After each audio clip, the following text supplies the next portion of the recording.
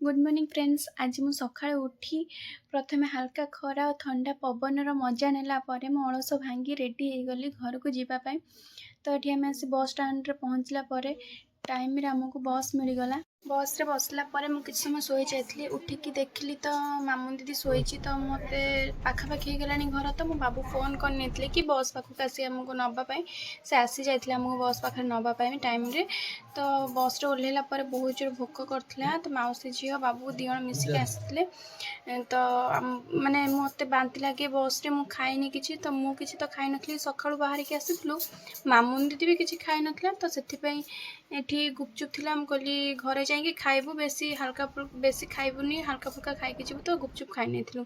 तो ये रास्ता आसला बेले गोटे गछ देखले एत सुंदर होता फुल गछ पूरा माने एत माने गाँव रो माहौल होता। नब्बू सेल्फी मु तो वीडियो करछि।